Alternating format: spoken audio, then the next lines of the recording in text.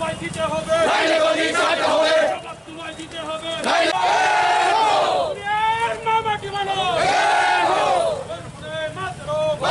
চলছে চলবে, নাইলেই ধর্ণা, চলছে চলবে, নাইলেই বিক্ষোভ, চলছে চলবে, নাইলেই অবচার। লড়াই করে বাঁচতে চাই, এই লড়াই লড়বে কে? তুমি আমি আমাকে এই লড়াই যাবে না। বন্দে মাতরম, বন্দে মাতরম, জিন্দাবাদ, জিন্দাবাদ, জিন্দাবাদ, মমতা ব্যানার্জি জিন্দাবাদ। জিন্দাবাদ, জিন্দাবাদ, আক্রমণকারীকে গ্রেপ্তার করতে হবে। করতে হবে, করতে হবে। বিলম্বে অভিষেক বন্দ্যোপাধ্যায় আক্রমণকারীকে গ্রেপ্তার।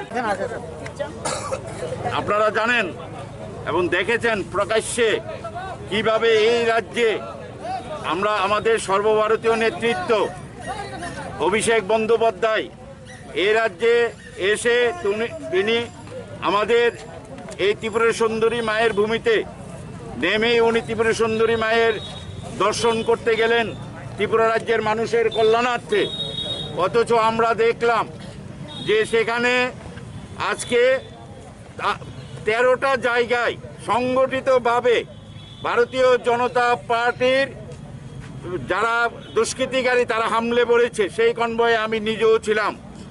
আজকে 3 দিন হয়ে গেল যে সরকারের পুলিশ প্রতিনিয়ত এই কচি কাঁচা শিশু ছাত্রছাত্রীদের মেরে রক্তাক্ত করছে রাজপথে, অথচ অভিষেক বন্দ্যোপাধ্যায়ের উপর এত বড় হামলা হওয়ার পরেও আজকে পর্যন্ত একজনকেও গ্রেপ্তার করা হয়নি।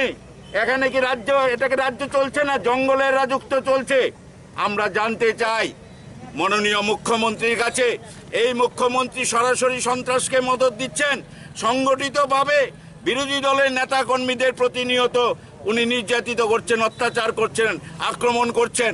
আমরা এর একটা বিহিত চাই। কেউ যদি তৃণমূল কংগ্রেসকে দুর্বল ভাবে, আপনারা জেনে নিন এই লড়াই শুরু হয়েছে।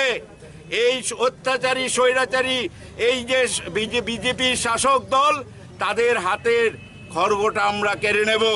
এই লড়াইয়ে আমাদের কোথাও যদি রাজ্যে একজন তৃণমূল কংগ্রেসের কর্মীর গায়ে আঘাত হয়, আমরা সারা রাজ্যে না সারা দেশে আমাদের নেত্রী মমতা বন্দ্যোপাধ্যায়ের নেতৃত্বে, আমাদের যুব আইকন অভিষেক বন্দ্যোপাধ্যায়ের নেতৃত্বে আমরা সারা রাজ্যে সারা দেশে আমরা এই আন্দোলন ছড়িয়ে দেব।